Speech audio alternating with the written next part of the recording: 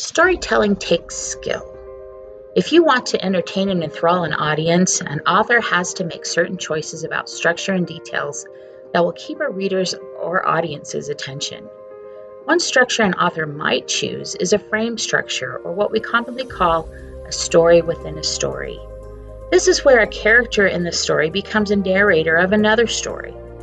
An author can use this device for various purposes. So when you hear or read a frame story, you have to think about why the author chose this particular way of telling the story. A great example of this structure is the story The Princess Bride. If you have read it or seen the movie, you know the grandfather comes to read a story to his sick grandson. They exist in a modern setting, and the story he reads to his grandson is a fairy tale. Romantic, action-packed, typical good versus evil.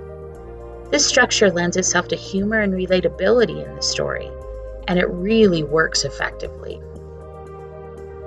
Another frame story is The Celebrated Jumping Frog of Calaveras County by Mark Twain.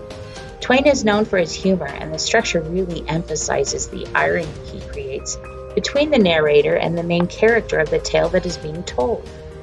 The narrator of this story has been set up by a so-called friend to ask a certain man about another man. The narrator gets sucked into a long-winded tale about a betting man with a frog that was set up to lose by a stranger. The parallel circumstances in the frame structure add another level of humor and cleverness to the story for the reader to discover. Probably one of the most famous frame stories, although it is sometimes forgotten as a frame story, is Frankenstein by Mary Shelley. The story's narrator, Robert Walton, is a scientist on his way to the North Pole when he discovers Victor Frankenstein. Walton nurses him back to life, and Frankenstein then tells his story of the creation of his monster within the story as a cautionary tale to Walton. Even within Frankenstein's story, there is the monster story.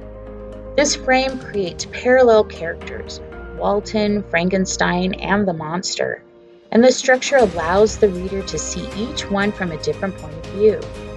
Walton is ultimately redeemed by Frankenstein's story, gaining friendship and humanity, sacrificing his formal, unbridled scientific ambition and embracing Victor, his creation, with empathy and understanding. Victor remains a victim of his own ambition and ego, rejecting his own creation as monstrous. Frankenstein's creation is seen as a monster, ultimately rejected and destroyed. The frame structure helps draw attention to all of their similarities and differences.